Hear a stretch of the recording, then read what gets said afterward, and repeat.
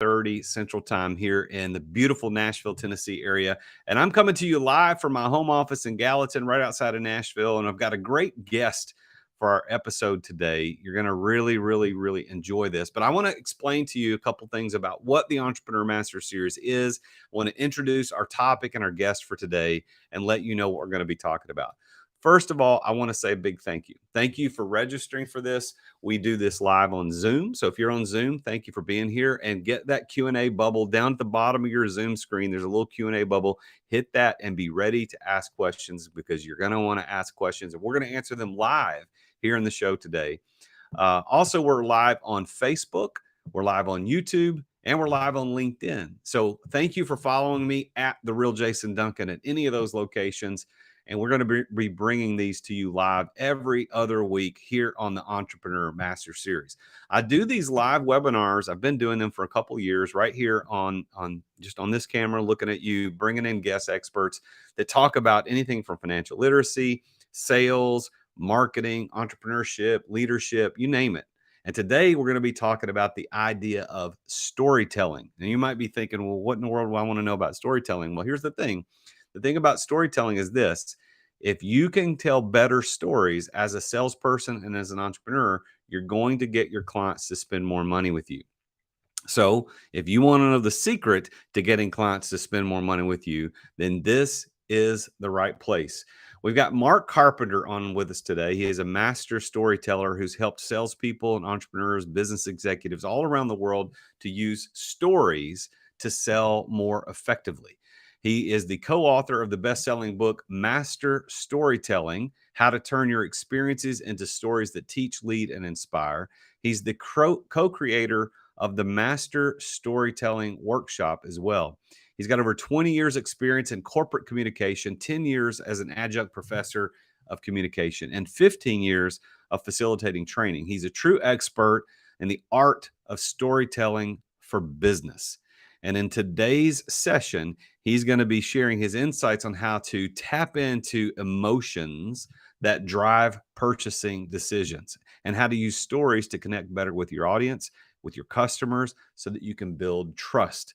So if you followed me for any amount of time, you know that I teach that every buying decision is made emotionally and then justified logically.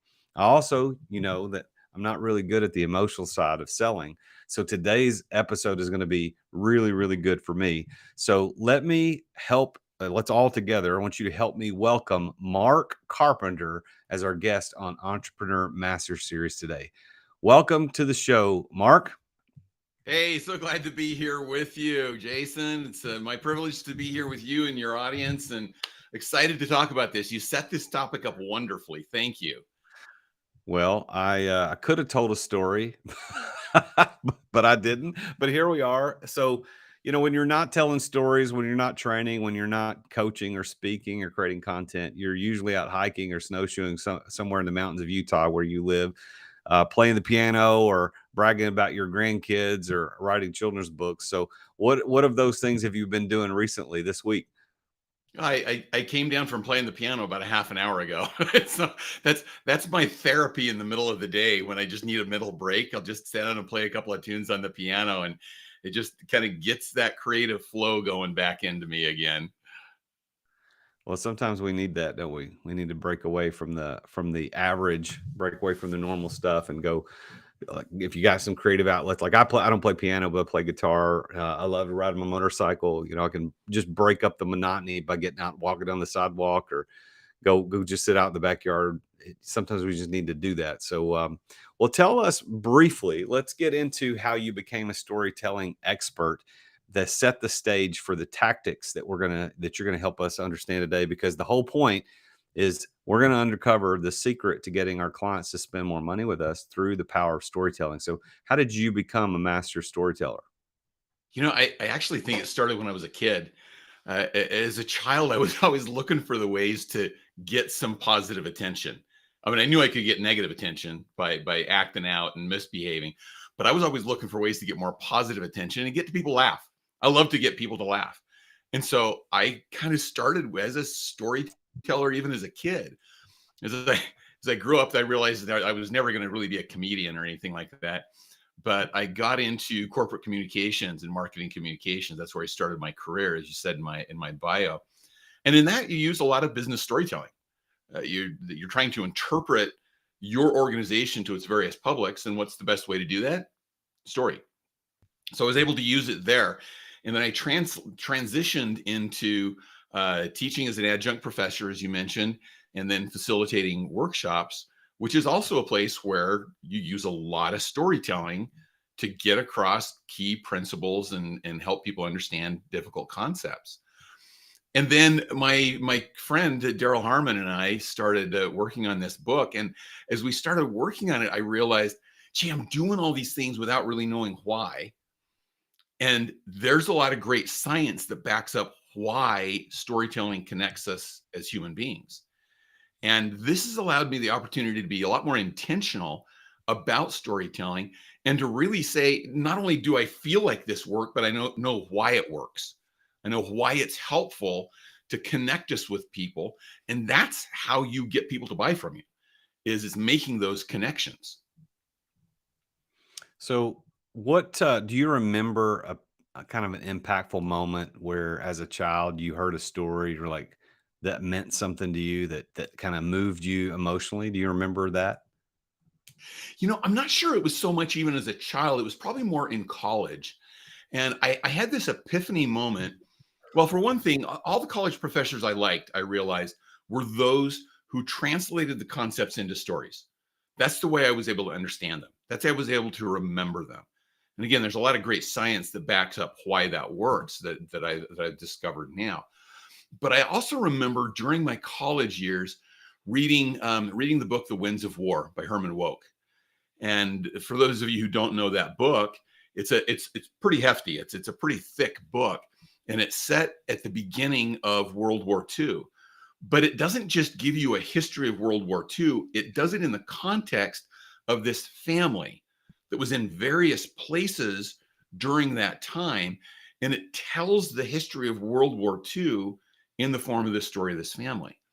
I was the kid who grew up in history classes trying to memorize facts and figures and names and places just to regurgitate for the text.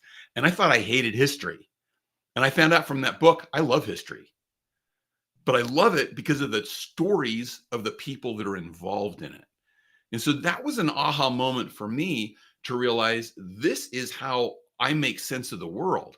And it's really how a lot of people make sense of the world, is by connecting into stories that are meaningful to them, that connect to their life, and then they can remember things better and apply them better. Well, I think you mentioned history and stories. So I want to talk about that for a second because I am a former history teacher. I taught eighth grade American history back, it's been a long, long time now.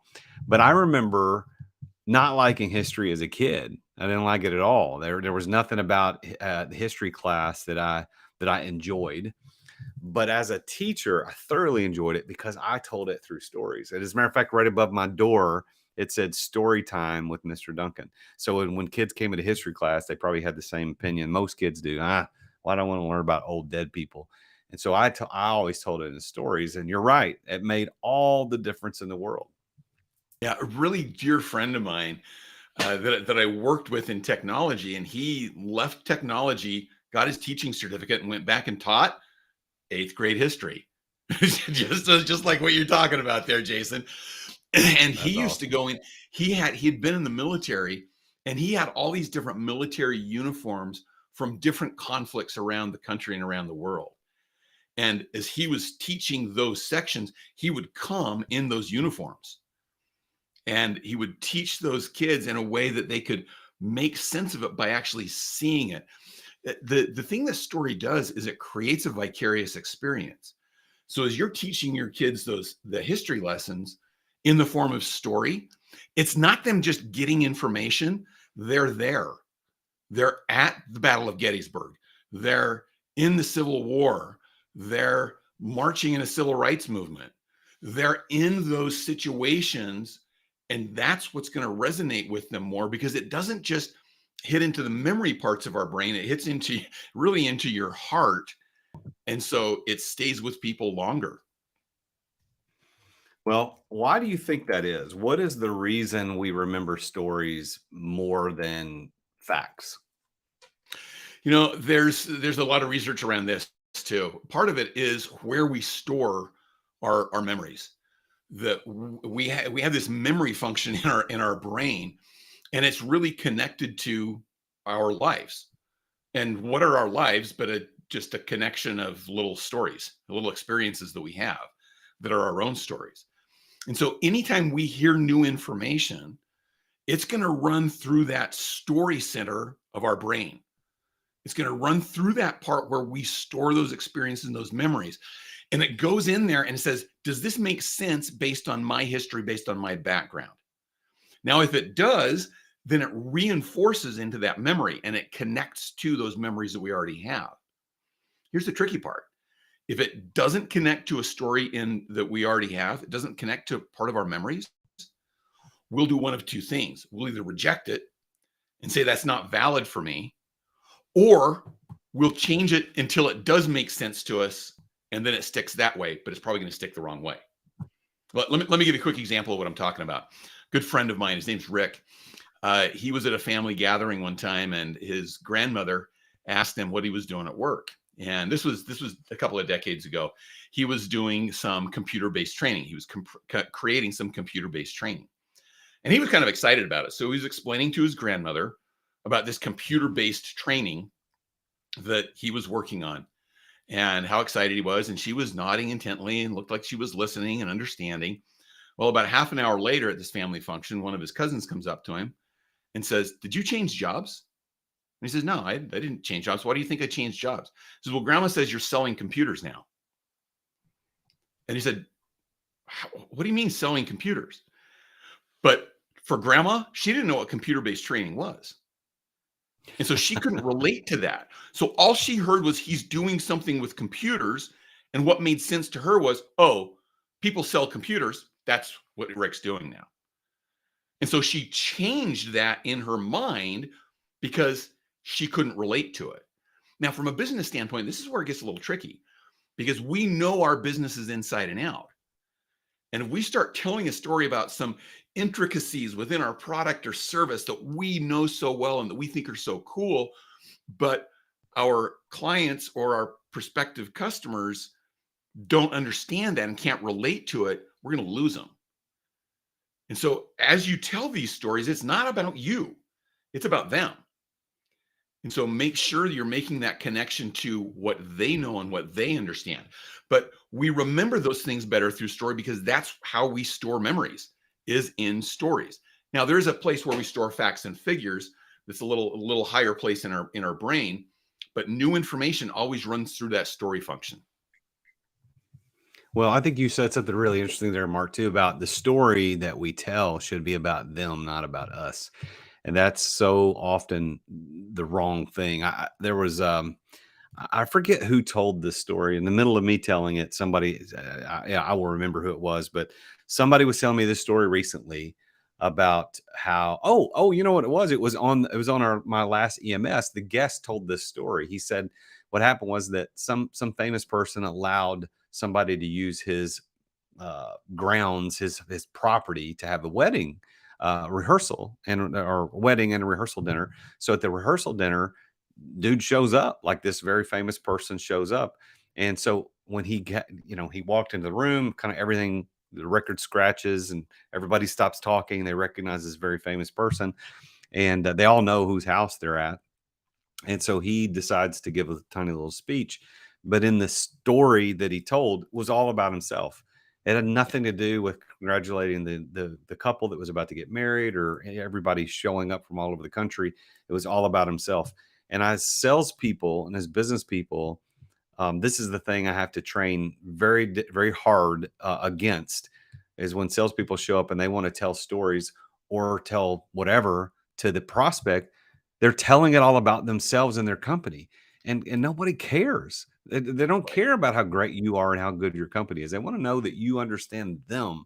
So we've got to shift our storytelling from being about ourselves to being about that person. That was one of the key points I wrote down. I think everybody needs to write that down. And by the way, if you're either on LinkedIn, YouTube, Facebook, or on Zoom, you can ask questions. What Mark will answer live here in the show.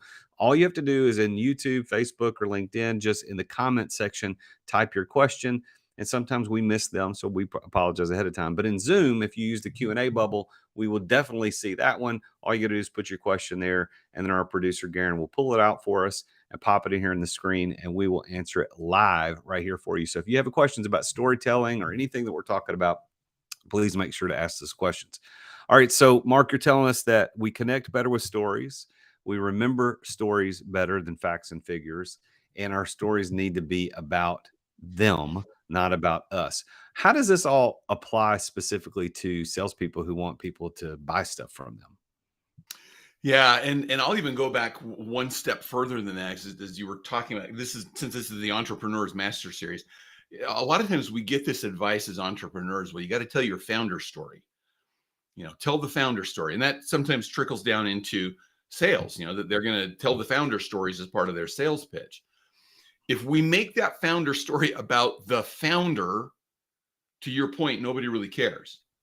But if we make the point of the founder story about how the founder wanted to serve people like you, then people are paying attention because they're listening to how that affects them, how that ties to them.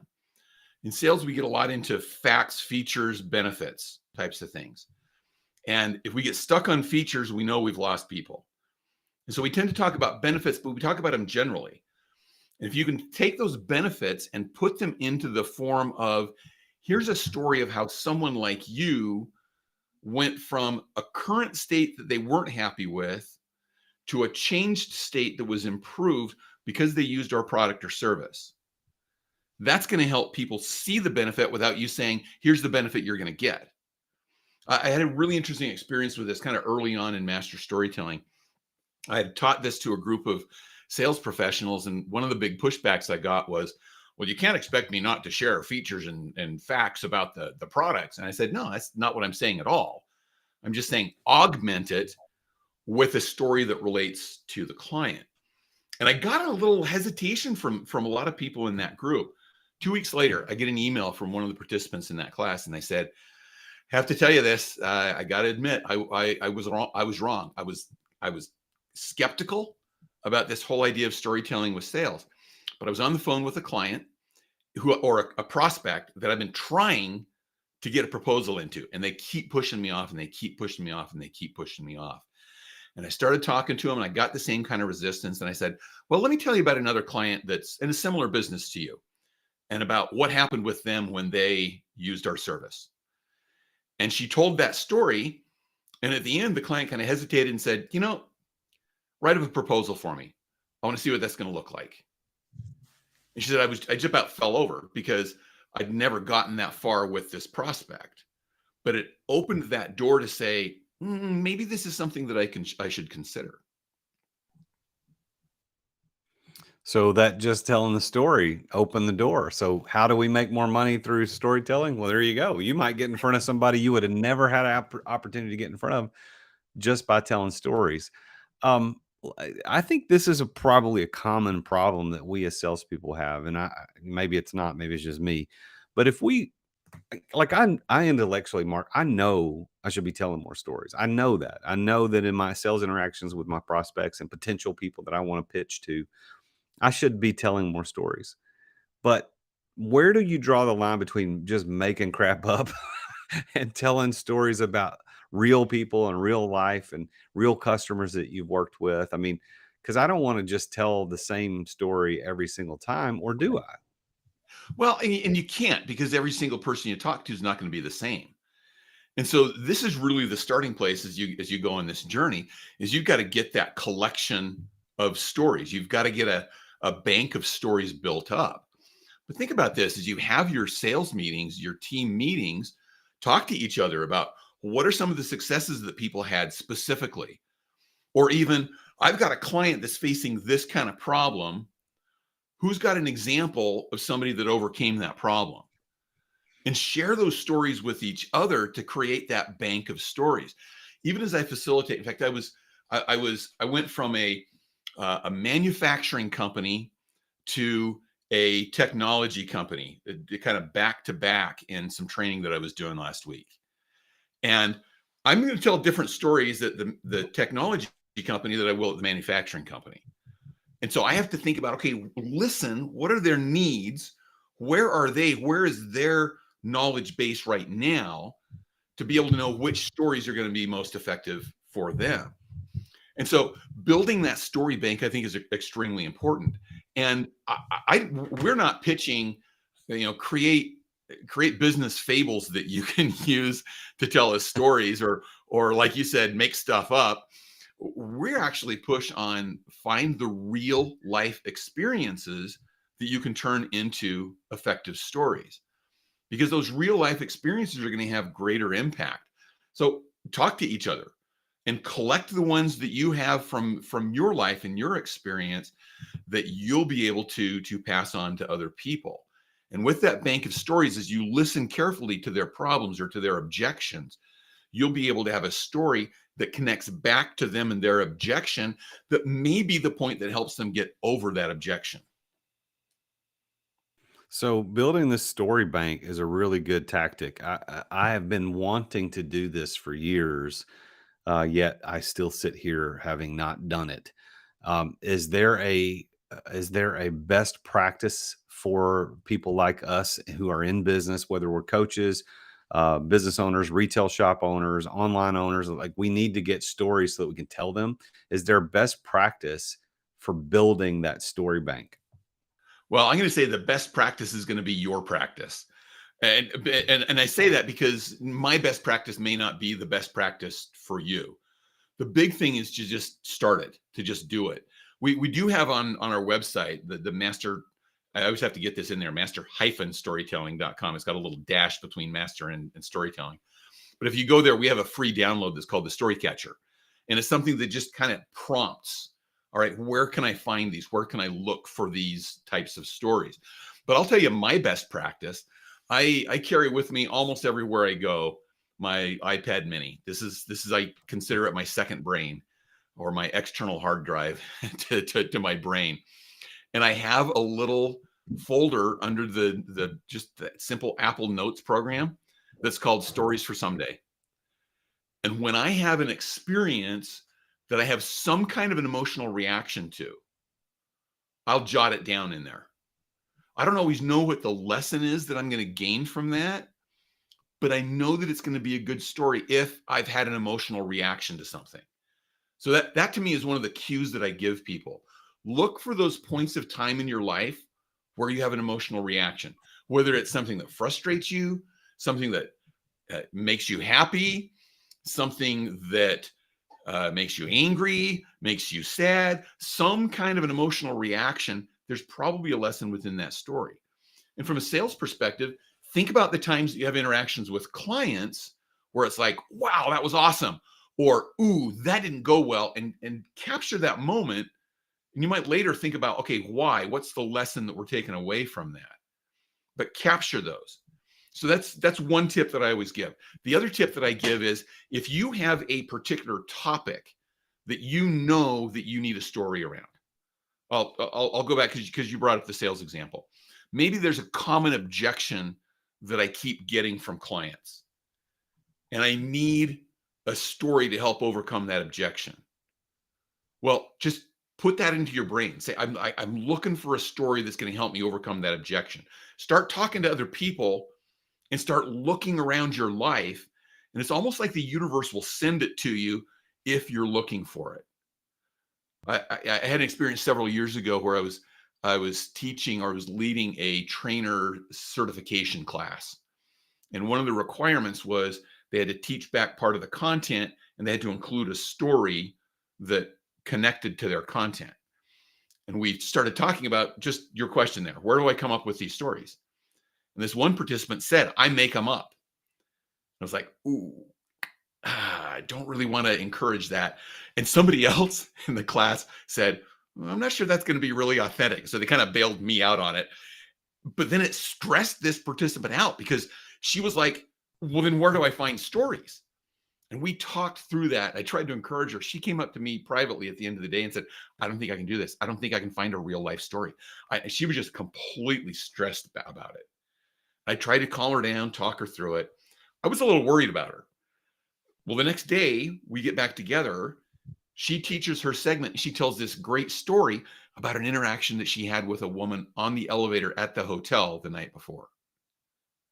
And I said, where did you come up with that story? And she said, I was in my room. I was prepping. I was trying to think about this. I was stressing out. And I realized I just need to get out of the building and walk around for a little bit and clear my head. Got on the elevator, had this interaction with this woman, started walking around the hotel. And I went, wait, that's a perfect illustration of what I'm talking about tomorrow. And it was just therefore because she was looking for it. She was looking for that story that they'll come to you. I thought you were going to say, she was going to say, well, I just made it up. No, she didn't. That was the cool thing about it. And the cool thing was I could tell she didn't make it up.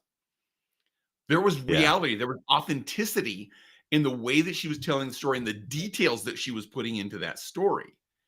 And so it was really cool that she had been looking for this particular point and she got it. It just came to her life. And I've seen that happen a lot of different times.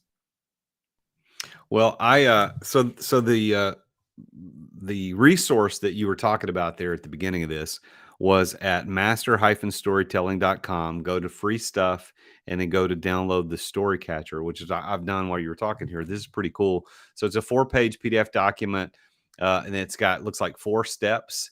And on, first of all, find the experience in the lesson or vice versa. And then know your audience. Step 3, craft the story. And you give 3 stages for crafting the story: the current state, the conflict, and the change. And then step 4, practice and get feedback. I think this is a good resource. I think all the listeners should go do that. Go to master-storytelling.com. We will put this in the show notes.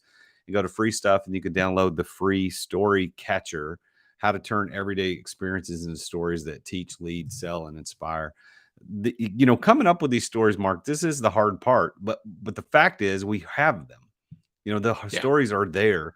I spoke at an event this past weekend in Orange County, California, and I was talking about delegation of all things. I mean, that's part of what I teach, and delegation is not a very sexy subject, but I ended up telling 2 little stories, one of which was about my dad teaching me how to ride a bike. And I somehow was able to pull that into what delegation is. And I did. It really had nothing to do with what I was talking about delegation, but it was that point in this speech that allowed me to break from the monotony of just going, do this, do this, do this, do this. And I backed up a minute. I said, well, let me talk about something. And I did. And it didn't have a direct connection, but it seemed like everybody in the room kind of lit up, leaned in a little bit when I told the story. And then I went back to the main content. So sometimes I think, at least in my experience, I found that to be helpful. What are your thoughts about that? Absolutely. Yeah. On that topic of delegation, I tell a story sometime of an experience that I had with my son's t-ball team when he was 6 years old. Okay, now this son is now 36 years old. Okay, so this was 30 years ago that this happened. But we had this little t-ball team out there, and you know how t-ball is. It's these little kids, they can't even hit the ball out of the infield. So all the fielders are in the infield, kind of huddled together almost. The bases were loaded. Our team was out in the field. And I told this little girl, I think her name was Kaylee. I said, Kaylee, if the ball comes to you, run to home plate, step on home plate, we'll get an out. Well, sure enough, the ball came right to Kaylee. She blitzes to home plate, stomps on the plate, looks at me so proud of herself. She never picked up the ball. Okay.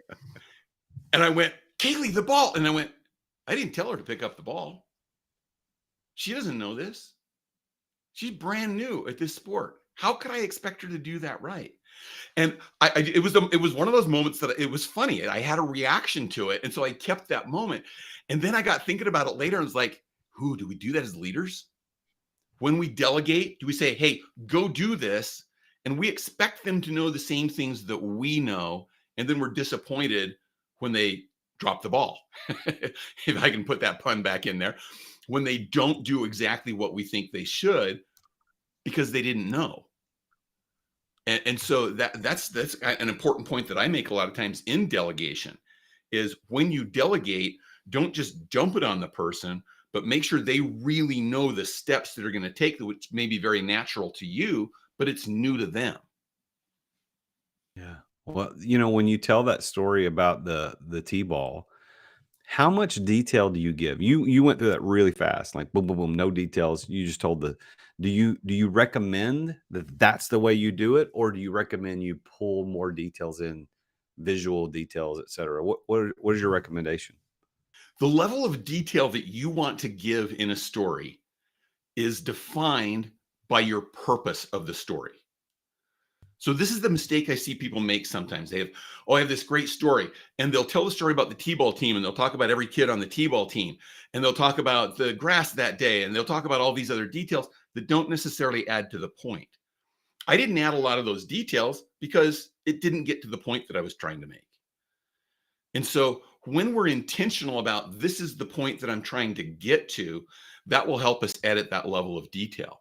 Now, if I was making a different point that needed certain details in there, then I would include those details, and I would know to include those details because I knew what purpose that I had for telling that story.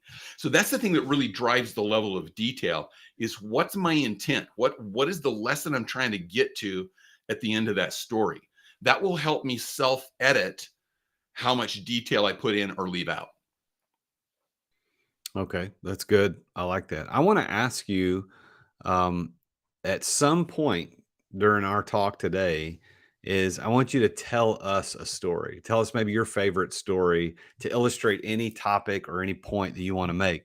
So I want to plant that seed there. But before you get a chance to do that, I want to talk about our sponsor for the Entrepreneur Master Series. So if you forgive me for just a moment, Mark, I want to talk about Story, who is the company who is actually our main sponsor. Not associated with Mark whatsoever, but they're a company called Story. They're actually out of, I think they're out of Utah as well. Oddly enough, I think I could be completely wrong on that, but I think that's where they're at. But it's Story is spelled Storyy, and what they do, frankly speaking, is they take your video content and make it perfect for social media, because we all know that this is where we are in this day and age. Is social media videos are driving e-commerce, they're driving commerce, they're driving relationships. I can't tell you how many people I have met over the last year or two since I started really paying attention to doing high quality Instagram reels, high quality YouTube shorts, high quality videos on YouTube, high quality videos on any of those platforms that are short form, 60 or so seconds. That's what you have to be doing to be in business today. And that's what Story does. They give you the prompts. So all you have to do is say, this is the subject I want to talk about. They'll give you the prompt. Their phone app even has a built-in teleprompter. If you want to use that, you can use the built-in teleprompter.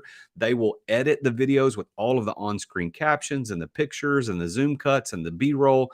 They will even write the captions and the hashtags and post it for you if you want them to. It's a one-stop shop for everything editing on social media. Now, 40 years ago, you weren't in business unless you had Yellow Page ads. Today, you're not in business unless you're doing short form story videos. And Story is the company that you can use to get you to look like that. I just yesterday had a guy reach out to me on Instagram. He DM'd me and he said, "Hey, Jason, I've been following you ever since we spoke on stage a couple years ago in Denver." He says, "Man, your game on social media is continuing to get better." I had another lady reach out to me and say, "Hey, Jason, who's doing your videos online, because they're really, really good?" And I say, Stories who's doing those. So if you want to get a shot at using Story for one free video edit plus a discount if you decide to sign up with their services, go to therealjasonduncan.com/story. Therealjasonduncan.com/story. That's STORYY. You can get a free video, plus you get a big discount for signing up if you decide to sign up with them. They are our primary sponsor here for the Entrepreneur Master Series. Thank you to Connor Snyder. Thank you to Devin Gillen. Thank you for all the guys over there at Story that make this show possible. All right, now back to our show, talking about storytelling. So Mark, have you got a story that you love telling that really means a lot to you? When you ask me what's my favorite story, that's almost like asking me, which is your favorite grandchild? I've got 12 grandkids. It's like you ask me which is my favorite, when you're asking me which my favorite story is. And the funny thing is, I do have favorite grandchildren, but it varies at different times. And it's the same thing with my stories. It depends on kind of who I'm with and what point I'm trying to make as to which story I want to tell. But I'll go ahead and use this one.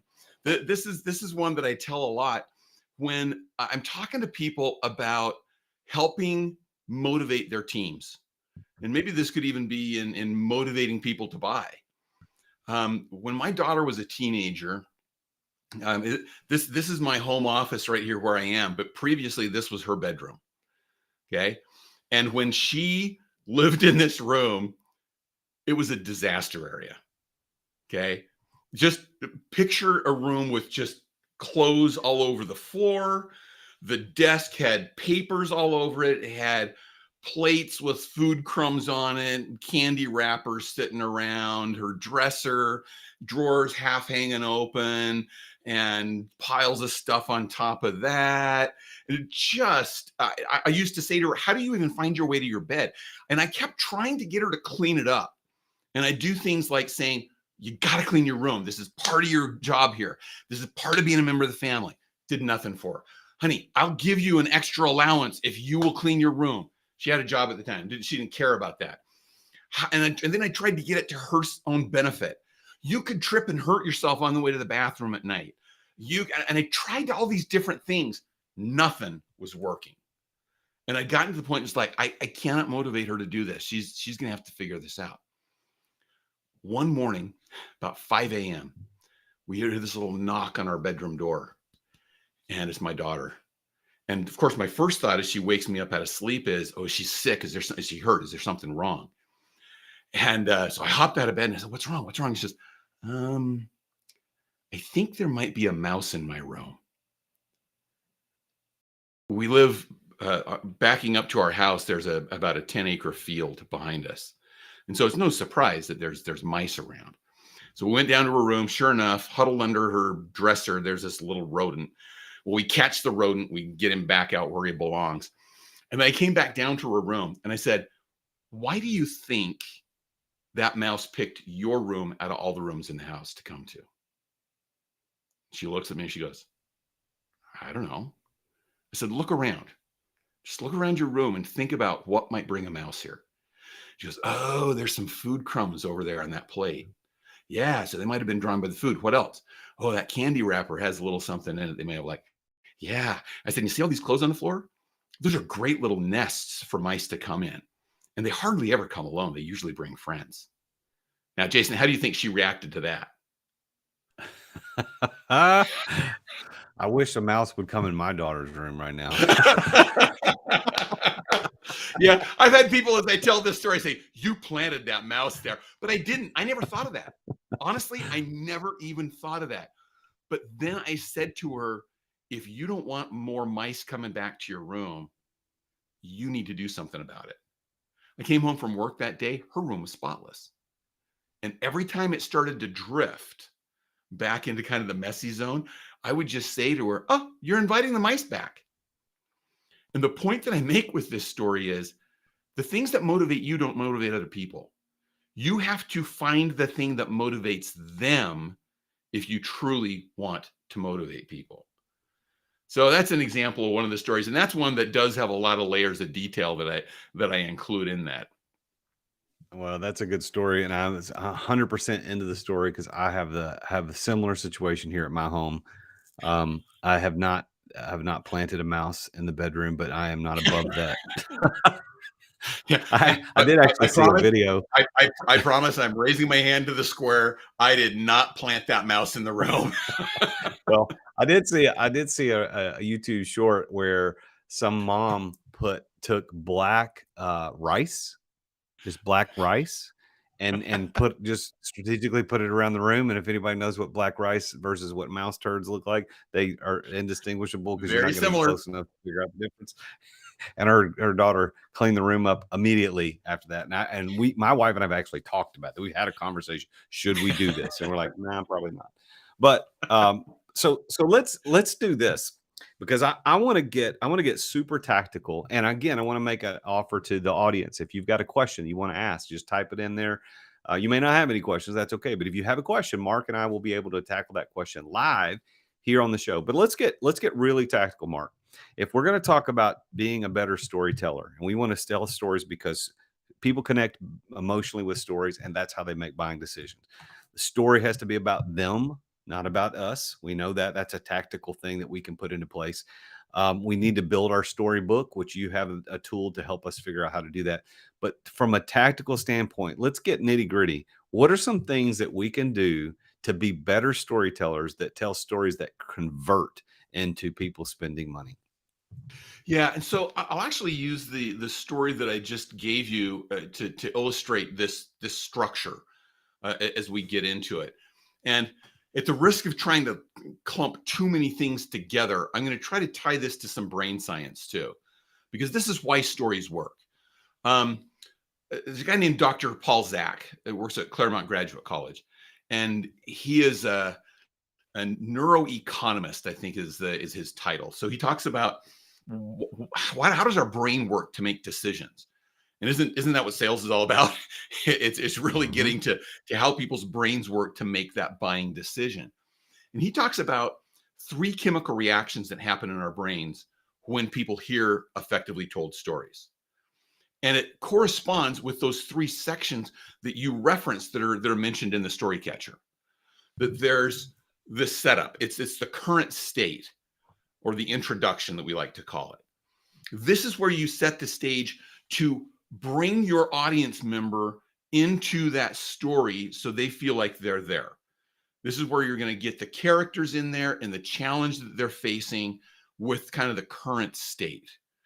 So I did that with you in the story of my daughter when I talked about my daughter's messy room and all the things I tried to clean it up. And so what are you thinking about during that time, Jason? You're thinking about your daughter's room. You're making that connection. And in doing so, it increases the oxytocin in your brain because you can relate now to what I'm talking about. Oxytocin is known as the trust hormone. I want you to just sit on that for a second. If you can increase the oxytocin in the brains of your clients or your prospects, what does that mean about your relationship with them? They're going to trust you more. And who do people buy from? They buy from people they trust. So the setup of the story builds oxytocin in the listener's brain. And it goes back again to that concept we talked about earlier, that it has to be about them. It has to be relatable for them. Then you get into the middle part of the story. This is where the conflict comes in. There's something happened that's messing with that current state and potentially even getting in the way of that goal. This was the point in the story where there's a mouse in the room. And all of a sudden, things are different than they were before. And we got to get the mouse out of the room. So there's our conflict part of the story. The conflict increases cortisol in the listener. It makes them go, but what's going to happen next? Where's this going? Where is this headed? And that keeps people's attention. So cortisol will heighten their attention. So you've set up the story well. Now they trust you. And then you've created this tension that makes them want to listen to what's coming next. And then you get to the third part of the story, which is the change. What happens here at the end? This came into my story when we found out that the thing that really motivated my daughter to clean her room was to keep the mice out. And all of a sudden, that's going to help me achieve the goal that I'm trying to achieve of getting her to clean her room. And this is where we get an increase of the neurotransmitter dopamine. And dopamine is that kind of feeling that it gives you. This is what you get when you level up on a video game. And it's that sense of satisfaction or accomplishment or completion. And when you give people that sense of completion, it's like, ooh, now I'm ready to take that next step. I'm ready to move on to the next thing. That's why video games are set up so strongly to give you some kind of reward sensation at the end so that you will want to go on to the next level. And relate that into your selling process. When people have that sense of dopamine at the end of, wow, I can achieve this too, they want to take that next step, which is to learn more or to buy from you.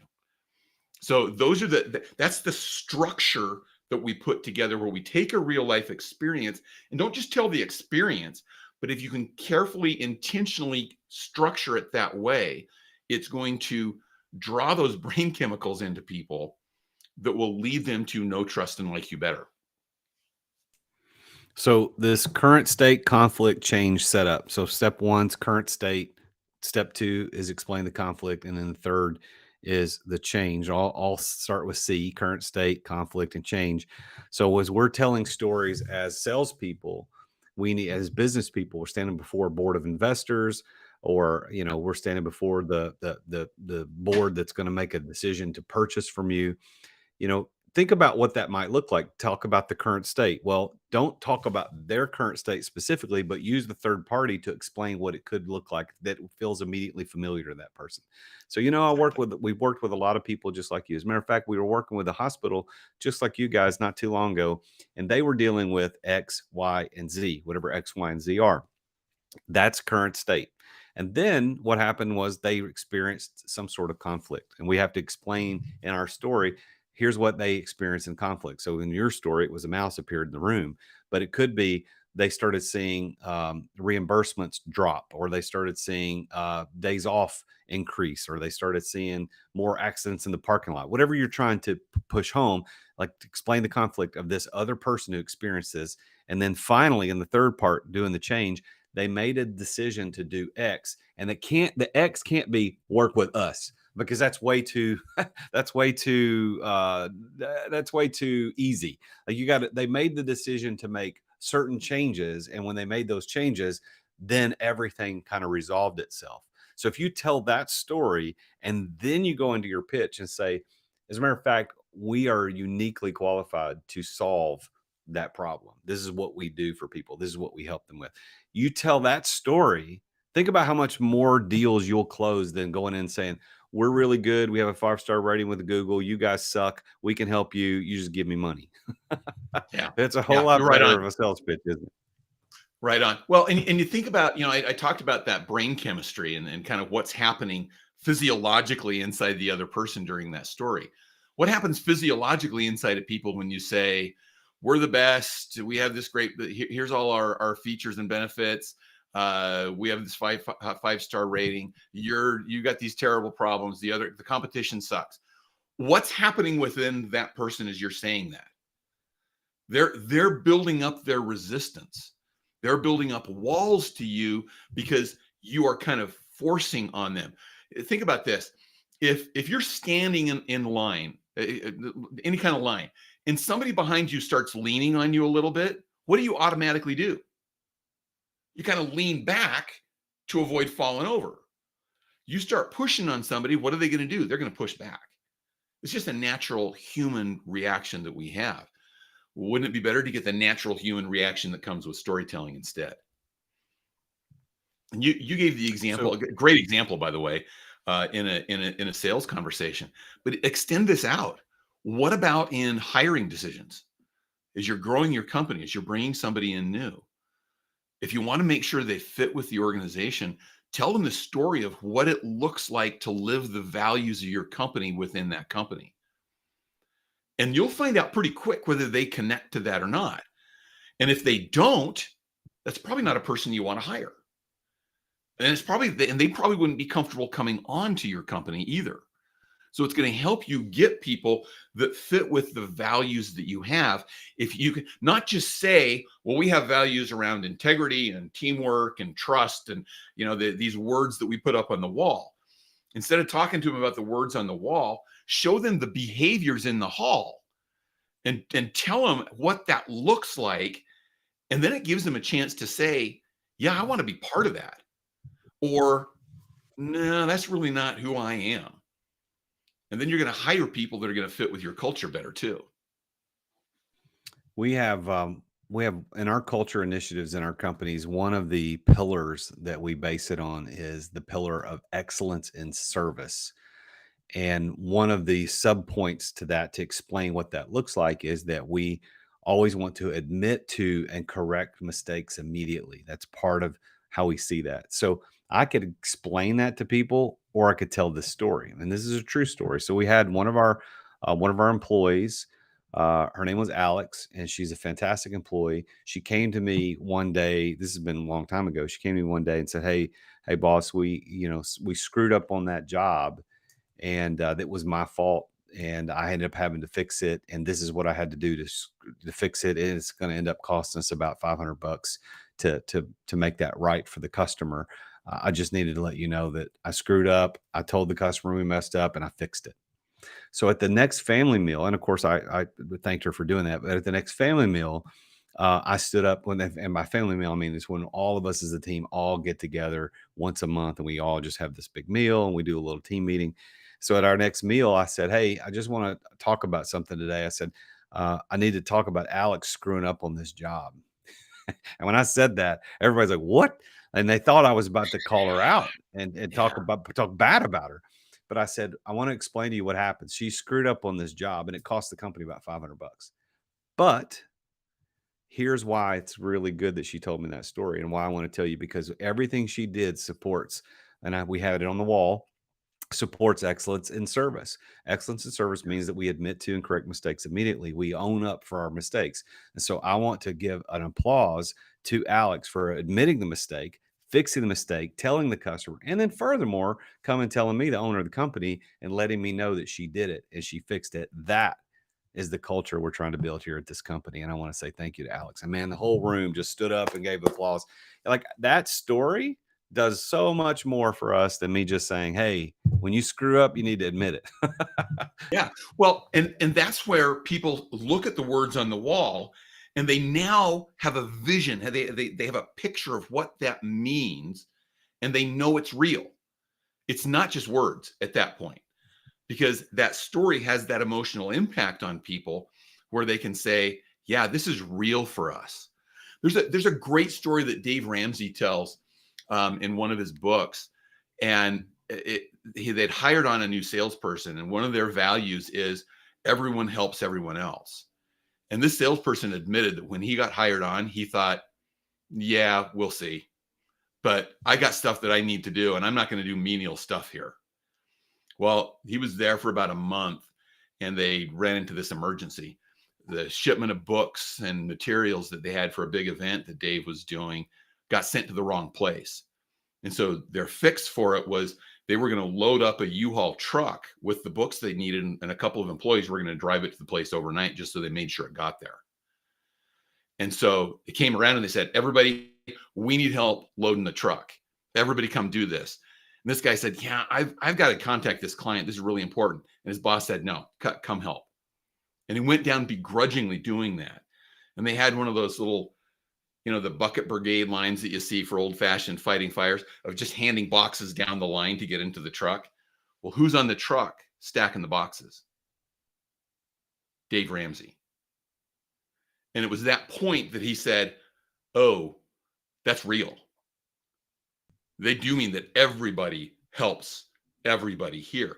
And from that point on, that wasn't a question for him because he saw that it was real. And so those stories, those real life experiences that demonstrate what those values are, have a huge positive impact. Yeah. Well, I think our bottom line here for today's webinar is that stories do make a difference. And if we want to be better, more effective as a leader, as a business owner, as an entrepreneur, as a salesperson, we've got to figure out how to incorporate true and real stories that illustrate what we're trying to accomplish and the benefit that it provides to the people that we're talking to. Because, like you said, Mark, you've said it 2 or 3 times during this show, is that people do business with people that they know, like, and trust. And we can help establish that likability, that knowability, and that trustability, and we can establish all of that by telling good stories. Now, if we're going to do that, we got to sit down and think about it. We can't tell these stories off the cuff. There's not very many people that can do that and do it well. So is there a way, again, it's a similar question I asked earlier when you talked about the story catcher, but is there a way that we can, as professionals, craft stories that work for what we're going to be pitching?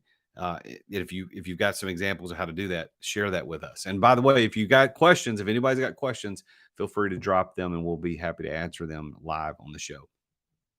Well, and just because I'm this kind of person, Jason, I'm going to answer your question with a question. So you asked about how do we really get better at this? How do we get better at this craft of storytelling, particularly if it's something new to us or maybe feels a little foreign. So the question I want to ask you is, tell me something that you're good at now that you weren't good at 10 years ago.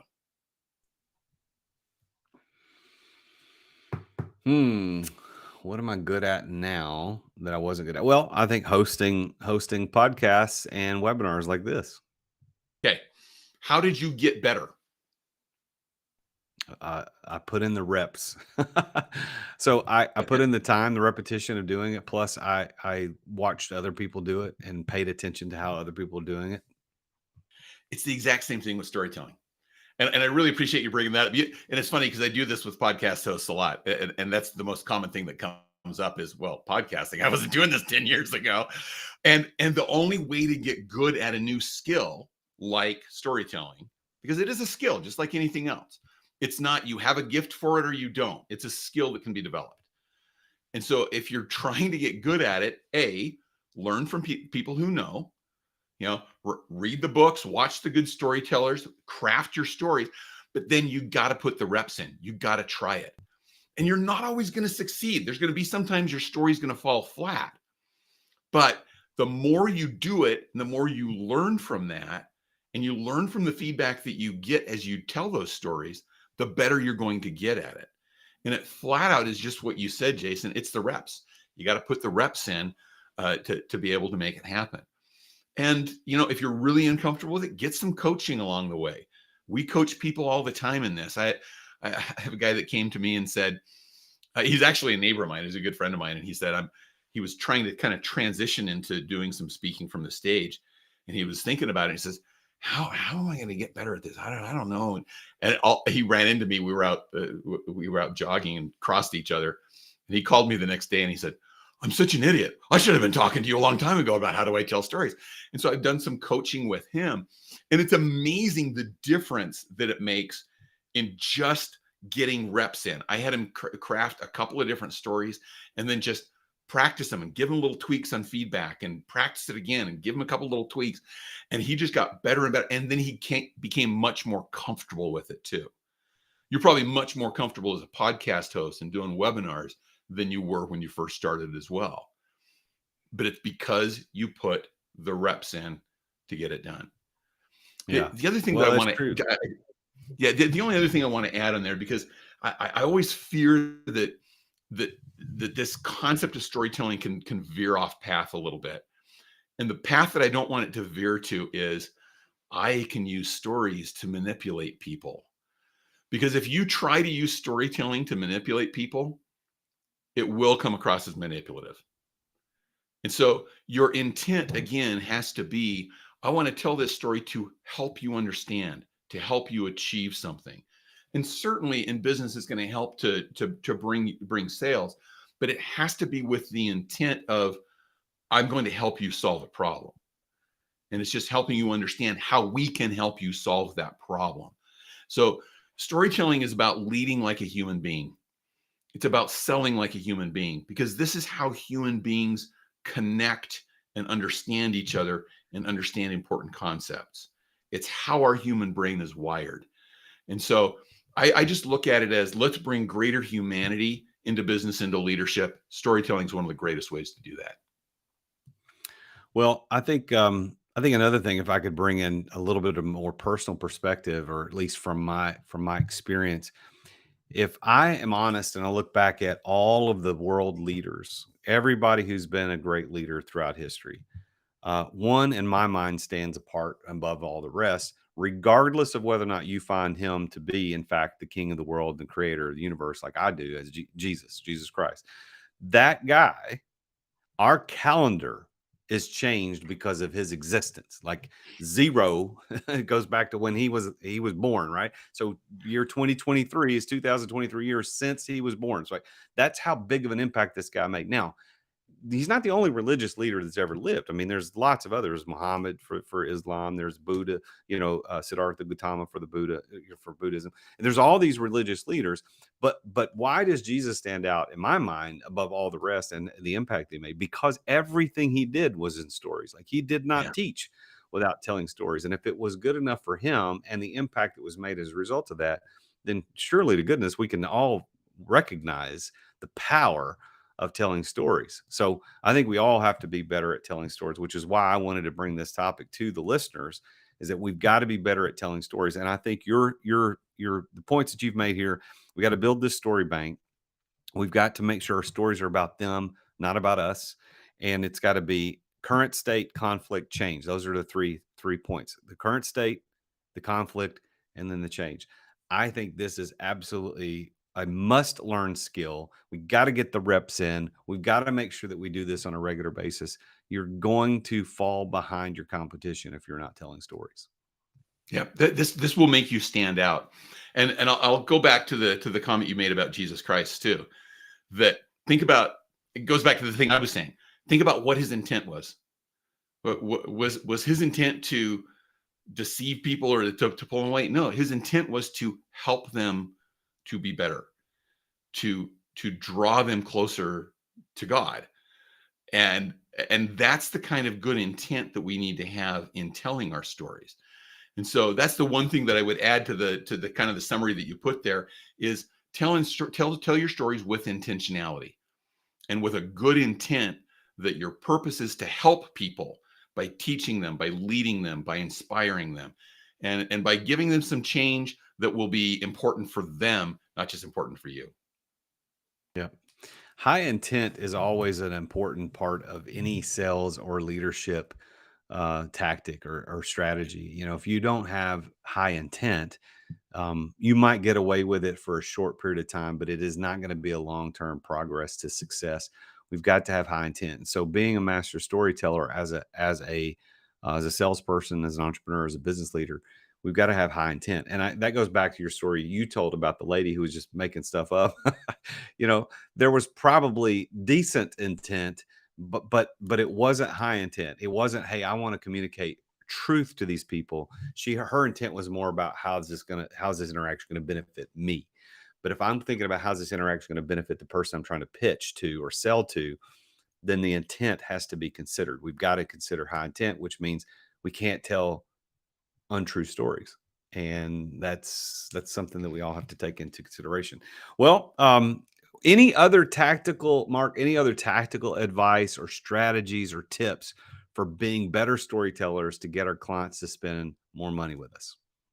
You know, I think the only other thing that I would leave you with is just as your starting point. If you're sitting there going, I can't get there. There's such a long gap between where I am and now and where you're saying I need to be. I'm just going to say, just start. And just start by doing that first step, collecting those stories, looking for those examples of things that come up that are going to teach the important principles that you want to teach. And the other thing is just try it once. Just try it once and see. I gave you that example of a salesperson who was a little skeptical, and they tried it on a client and it had an impact. Just try it. Just try it out and just see how it can help you in helping you achieve your goals and in helping you help the people that you're serving or you're serving in your industry. I love that, man. So I want to recap this for everybody, kind of go over it because I've been taking good notes on this, and I think everybody should be taking notes. And if you're watching the replay of this, you can always go back and rewind this and watch it again. This will be available on my YouTube channel at youtube.com/The Real Jason Duncan. And it will also be just permanently on my page on Facebook at The Real Jason Duncan or LinkedIn at The Real Jason Duncan. But the story has to be about that person, not about you. Now, I will say, as an aside to that, Mark, you and I briefly touched on this, is that sometimes the story could be technically about a third party who's not involved, but it's illustrating what it's going to do for the person you're telling the story to. But it can't be about you. You're not the hero of your own story. The person you're trying to sell to, he or she, they should be the hero. And you're the Obi-Wan Kenobi. You're the support system. You're the person that can help them get there. You need to build a strong story bank. So you got to collect those stories and go get the story catcher. Mark talked about it. And I'll mention that again at the very end about how to get that story catcher. There are 3 stages to the story: current state, conflict, and change. Current state builds oxytocin in the brain of the person because they feel the stress of what the problem is or what's going on, and then the conflict increases that cortisol in the person's brain, and then the third state of change increases the dopamine, which gives that relaxing feeling of, hey, a story solved in a happy ending, in a happy way. We always got to have high intent when we tell stories, and this is something that Mark and I just talked about a couple moments ago. We got to have high intent. We got to get in the reps, and we can't make stuff up. We got to tell real stories, which goes back again to collecting the stories. And so, Mark, you got that story catcher at master-storytelling.com under the free stuff tab. Go to the story catcher. You could download that for free. Mark, are there any other resources that you want to make available to the listeners that they can go get access to? Or is there any events that you've got coming up that you want to talk about or promote? Yeah, we regularly do our master storytelling workshop, and we do it in 3 virtual 95-minute segments. So just over 3 days, it's 95 minutes each day. We do that because then we can break it up and give you a little assignment to start developing a story, so that by the end of the workshop, you got a real life, a real good story that's crafted well and that you've practiced, that you can go use. And so that's under the events page on our website. Our next one's coming up May 16th through 18th. I'm hesitating because I got those dates wrong one time, but that's it. It's May 16th through 18th. And then the other thing is just follow me on LinkedIn. Connect with me on LinkedIn. I'm always putting stories out there. So if you want to see that structure that we just talked about, and see how I'm using stories and making business points and teaching, leading, selling, and inspiring, follow me there. I'd be happy to answer any questions that you have as we connect there as well. And just love the opportunity to be here and talk to your tribe, Jason, and hope I'm providing some value and benefit to everybody. Absolutely. So everybody go check him out on LinkedIn. You can just look him up, Mark Carpenter, and his picture and his banner is going to say Master Storytelling, Master Storytelling. So Mark, once again, man, I just want to say a big shout out and thank you to you for being here, for taking the time out of your busy schedule to come and talk to us today on the Entrepreneur Master Series. It was a great time, and I appreciate your insight. It's been a great pleasure to be with you, Jason. I just love connecting with people that have that high intent that you talked about. And that's what I want to help people do. I want to help people reach their goals with good intent and create a world where we're leading with great humanity. Thank you, Mark. I appreciate it. Well, as we finish this up, I have some very exciting news to share with everybody about our next EMS. It's going to be a live event that you do not want to miss. Plus, it's going to be live streamed. So we're going to do it in person in Nashville. Plus, it's going to be live streamed. I'm going to give you the details about that in just a second. So don't log off yet. Just stay with us. You're going to hear all the details about the next event. Don't miss this. So stick around for just a minute. But I first want to address, and before I do that, thanks again, Mark. This was fantastic. We're going to send this out. The replay is going to go out to everybody who registered. So thank you for doing that. Now, if you like this type of information, if you like this type of content, if you like the value that it provides as an entrepreneur, I want you to consider there's a lot more where this came from on my website at therealjasonduncan.com. I've got a whole family of people all over the world that tap into this content on a regular basis, whether it's the Entrepreneur Master Series, whether it's my podcast, whether it's my book, or any of the coaching programs that I offer. But I have a free tool that we're just brand new to the TRJD family called the Business Burnout Test. So if you're feeling overwhelmed, if you're feeling a little bit exhausted and unfulfilled in your business, then you might be experiencing burnout. And burnout is a serious condition that you don't need to take lightly. I have created this business burnout test specifically for you to take a quick 10-question quiz to see where you are on the scale of burnout and what you could do to avoid it and to recover from it. So if you want to get personalized recommendations, how to find balance in your life, to how to find success, to reignite your passion, and to achieve success on your own terms and not just to be a slave to your business, you can start your journey to a happier, healthier business life today. All you got to do is go to businessburnouttest.com. That's businessburnouttest.com today and take the test. It's 100% free. You will love it. and you'll thank me later. Now, let me tell you about our next EMS. The next Entrepreneur Master Series is going to be live. This is something we're doing brand new for 2023. We're doing four live in-person events in Nashville, Tennessee this year. And the first one is coming up on May the 17th. The topic for that particular EMS Live is going to be podcasting for profit, how to build your brand, grow your income, and reach your goals. We're going to have a guy in by the name of Elzie Flanard, who is the mayor of Podcast Town. He actually has a company called Podcast Town. He transitioned to podcasting full-time several years ago and is making a living at podcasting and helping other people do the same. He's going to be flying into Nashville. We're going to be doing a 2-hour live webinar just like this, but it's actually in person. We've got room for 40 people to be live in attendance. Live in the room with us to ask questions live. We're going to do Q&A live. Plus, it's going to be live streamed, and we'll do it live streamed just like this for free if you want. If you can't fly into Nashville, you can't be here. But I want you to come to this. We're going to talk about how to leverage podcasting to accelerate your personal brand, to increase your income, and to maximize your impact. It's going to cover various core strategies, including how to choose what platform to put your podcast on, what format you should do a podcast in, and optimization tactics on how to reach your target audience. And we're also going to discuss how to use podcasts as an effective content marketing tool and explore ways to monetize those podcasting efforts. You don't want to miss this opportunity to be live with me, the real Jason Duncan, and the mayor of Podcast Town, Elzie Flanard. You want to be in the room with us. The tickets are only $47 a piece. That just covers our cost of using the room and getting all the technology equipment set up. And there's going to be some light refreshments that are going to be there. So it's going to be on May the 17th. It's a 2-hour event on May the 17th right here in Nashville. It's actually going to be in Hendersonville, Tennessee, just north of Nashville. But we're right here in Nashville. If you want to come live, all you do is go to therealjasonduncan.com/EMS live. That's therealjasonduncan.com/EMS live. You're going to get tickets for $47 a piece. You're going to show up live. There's only 40 tickets. So you want to make sure you're one of the people in the room, especially if you've ever thought about podcasting. This is definitely it. We're going to have different subjects, different topics on every EMS live throughout the rest of the year.